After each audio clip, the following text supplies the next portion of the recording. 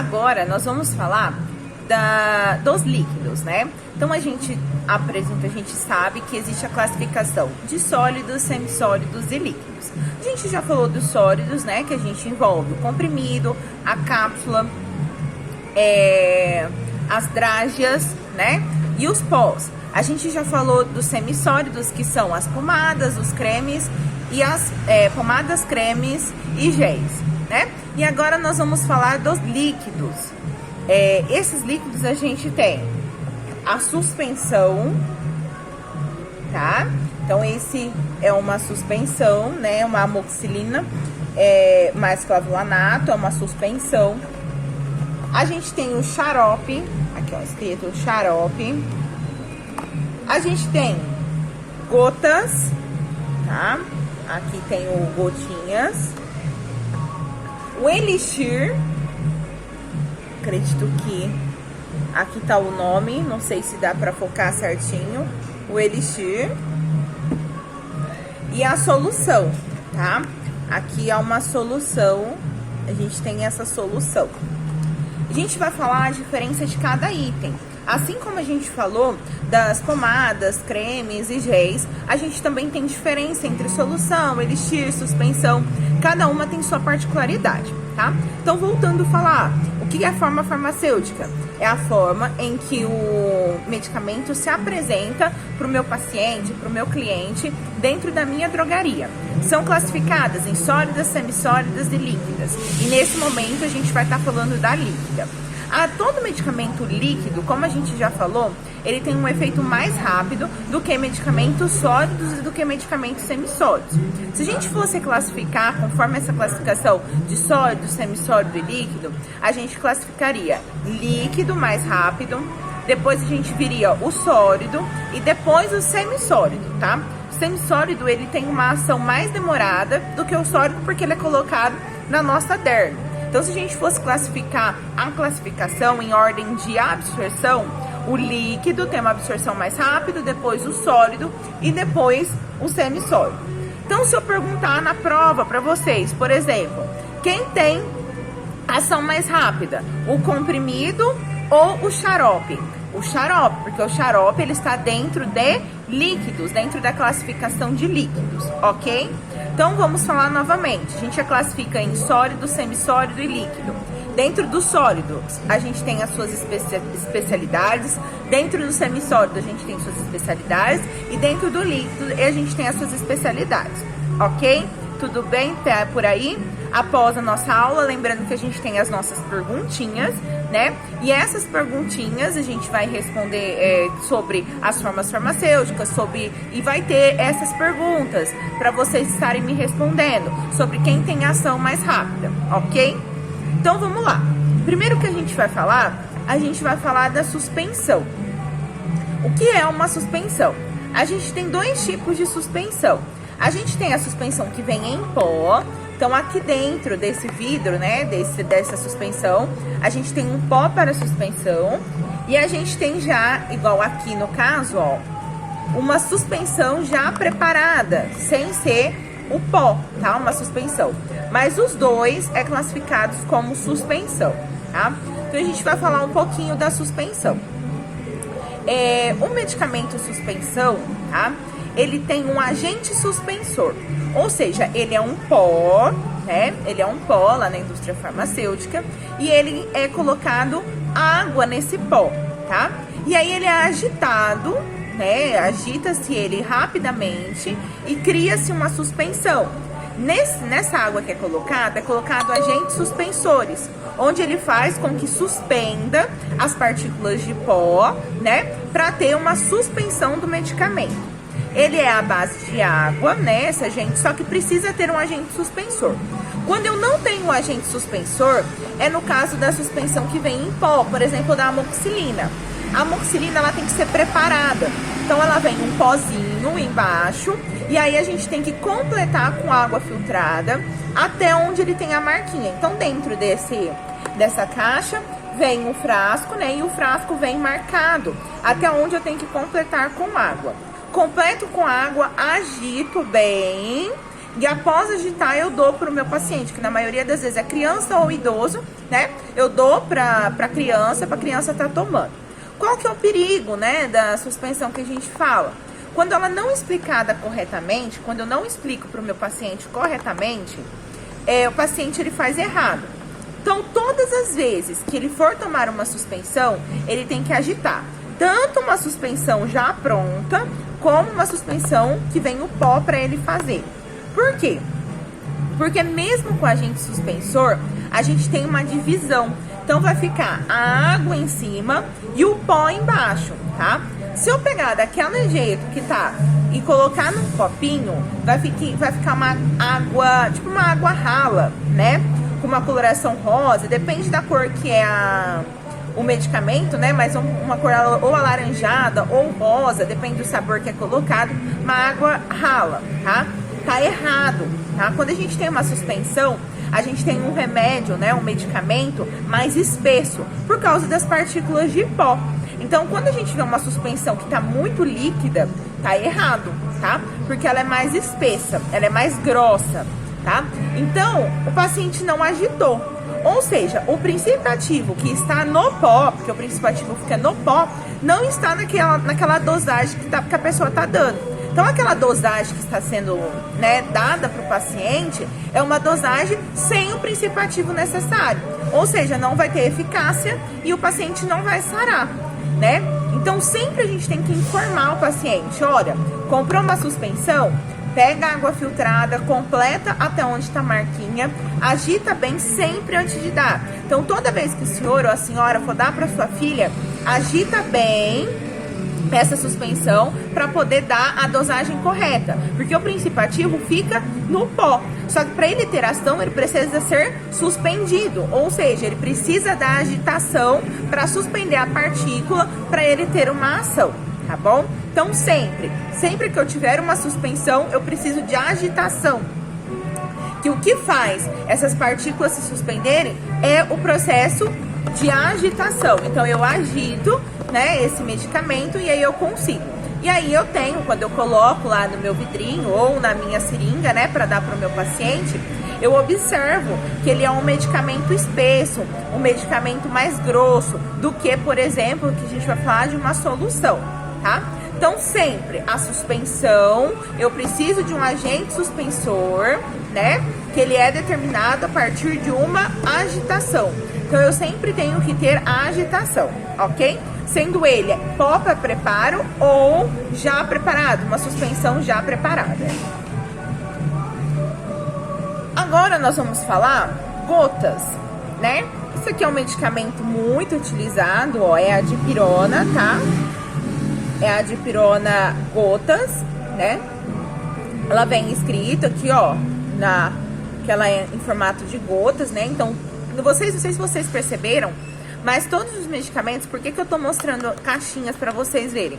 Porque toda forma farmacêutica vem descrito na caixa a forma farmacêutica que ele é. Então não tem como errar, tá? Não tem como falar, ai, eu não sei qual que é a forma farmacêutica. Só você olhar que vem escrito dentro, na caixinha a forma farmacêutica. Além disso, se você olhar, né, e viu que tá escrito, um exemplo, igual aqui, né? Tá escrito assim, 20 ml, uso oral gotas, ou seja, gotas. Aqui nesse aqui vai estar escrito assim, contém 120 ml, ou seja, vai ser um líquido, né? Eu consigo observar que é um líquido. Ou, por exemplo, vem escrito 20 comprimidos. Eu sei que é um medicamento sólido, que é um comprimido. Então, eu consigo ter essa correlação entre um e outro. O medicamento gotas, que é muito utilizado em crianças e adultos também, né? Pediátrico e adulto. Ele é um medicamento, né? A base dele é água, né? É uma base aquosa, tá bom? Por isso que ele é muito indicado no caso de pessoas que têm diabetes, né? O gotas é muito indicado para esses pacientes. E crianças também, porque eu consigo uma pequena dosagem de miligramas, ou seja, uma gotinha para um bebê, né? Eu consigo em pequenas dosagens. Então, eu consigo dosar a quantidade correta para o meu bebê, né, para minha criança. Então eu tenho uma facilidade maior no gotas. E a gotas, a base dela é água, correto? Aí eu tenho o xarope, né? Aqui, ó, tá vendo? um xarope, né? O xarope, ele é um medicamento, né? O xarope, ele é um medicamento que ele tem mais de 80% de açúcar, tá? Então, para ele ser classificado como xarope, segundo a farmacopeia brasileira, ele tem que ter esses 80% de açúcar. Lembrando, suspensão não tem açúcar. Gotas não tem açúcar, tá? E o outro, solução e o elixir que nós vamos falar, também não contém açúcar, tá? Diferente do xarope, que ele, para ele ser classificado com o nome xarope, ele tem que ter 80% de açúcar. Aí que tá. A maioria das pessoas que chegam na drogaria e querem, por exemplo, um xarope para tosse, ela chega e ela pede o seguinte: por favor, me vê um xarope para tosse. Mas aí ela tem diabetes, tem problemas, né, com a insulina, e mesmo assim ela pede um xarope, tá? Por quê? Porque popularmente o xarope é conhecido dessa maneira, tá? Independente se ele é solução, xarope, enfim, tá num vidrinho, é conhecido como xarope. As pessoas não diferenciam se é uma suspensão, se é uma solução, se é um xarope, até porque é mais complicado. Então, para elas, tá num vidrinho âmbar, é classificado como xarope, né? Elas não classificam como solução, suspensão, outras formas farmacêuticas. Então, a pessoa pede esse xarope. Você vai lá e entrega um xarope, sem perguntar para o paciente se ele tem diabetes ou não. E aí, esse paciente passa mal à noite, porque ele tinha diabetes, e ele tomou o xarope que você indicou para ele para tosse, e ele foi parar no hospital devido a uma alta na glicemia, tá? Ou seja, um uso errado do medicamento, uma indicação errada do medicamento, tá? No caso de um paciente diabético, o correto é ele tomar uma solução, tá bom? Que é diferente de um xarope, né? Mas o marketing da indústria farmacêutica é muito grande e ele usa contudo como sendo xarope, ou até mesmo às vezes fala assim que é xarope para diabético, e não existe xarope para diabético, porque para ser classificado como xarope ele tem que ter 80% de açúcar, tá? Para ser classificado como xarope. Então o medicamento, ele é classificado como xarope, ele tem que ter 80% de açúcar. Então vamos falar novamente. Suspensão, eu preciso de um agente suspensor e de agitação. Xarope, ele tem que ter 80% de açúcar para ser classificado como xarope, ok? E aí a gente tem a solução, né? Acho que dá para ver aqui embaixo, ó. Tá escrito solução, a gente tem a solução. A solução, ela é uma base aquosa, ela não possui açúcar, então ela pode ser indicado para pacientes diabéticos, e ela não possui açúcar, a base dela é água. Não possui agente suspensor, então ela não tem duas fases, ela tem apenas uma fase. Bruna, o que é duas fases e uma fase? Vamos lá. Quando eu pego um fármaco, né, no caso uma solução, e olho ele, tá? Eu consigo ver o outro lado do vidro, ou seja, eu consigo ver, independente se ele for rosa, laranja, transparente, eu consigo, tá? Ele é translúcido e eu consigo ver o outro lado do vidro. A suspensão, tá? Eu sempre vou ter embaixo pó e em cima água, ou seja, duas fases, tá? Uma fase líquida e uma fase sólida, tá? E aí eu agito e tem uma única fase que a gente fala de fase líquida. Só que se eu deixar ele paradinho, o que vai acontecer? Ele vai se dividir novamente em duas fases. E isso acontece porque não está em agitação constante, tá? Então vai se dividir novamente em duas fases, a fase sólida e a fase líquida. Por isso que todas as vezes que tem que tomar a suspensão, eu preciso de um agitamento para tomar o princípio ativo corretamente. Já a solução, não. A solução eu tenho uma fase só e eu consigo observar através dela o outro lado, né? Consigo observar o outro lado porque ela tem uma fase só, ela não tem fase sólida, apenas fase líquida, não precisa de agitação, posso tomar normalmente, certo? Porque a base dela é água, tá? Uma base aquosa. Então, viu a diferença do xarope, da suspensão e da solução, tá? Suspensão, preciso de agitação, eu tenho duas fases, eu tenho uma fase sólida e uma fase líquida, preciso de uma agitação constante para tomar o medicamento. Xarope, 80% de açúcar. Pessoas diabéticas não podem fazer uso de xarope. Para ser classificado como xarope, precisa-se necessariamente ter 80% de açúcar. Não é eu que estou falando, e sim a farmacopeia brasileira, que estimou que para ser classificado como xarope, precisa ter mais de 80% de açúcar. E a solução, que ela é uma base aquosa de uma fase só, sendo que eu consigo ver o outro lado. Pode ser dado para pacientes que possuem diabetes ou outros problemas, ok? A gota, gente, ela é basicamente, vamos colocar assim, muito parecido com a solução. O que se modifica é a quantidade de miligrama exercida, tá? Então, com a gotas eu consigo uma precisão maior na miligrama do que na solução, tá bom? E eu tenho o elixir. O elixir é esse daqui, tá? O elixir, ele é a base de álcool. Gente, quando eu falo álcool, não é o álcool de posto, nem o álcool da cerveja. É um álcool de cereal, próprio para medicamento, tá? Ele tem um teor alcoólico, mas não é teor alcoólico de bêbado, enfim, tá? Crianças, uso pediátrico, pode tomar normal, porque a gente é álcool de cereal, é um álcool próprio para medicamento que é colocado. Então, toda vez que eu falo uma solução alcoólica, né, é nesse sentido do álcool de cereal. E o elixir, a base dele é esse álcool de cereal, tá? Não é a água, é a base de álcool de cereal. Então, toda vez que eu tenho um elixir, eu tenho uma base alcoólica, certo? Também tenho o elixir no extrato de própolis, que é uma base alcoólica. Em outros, eu também tenho bases alcoólicas, tá?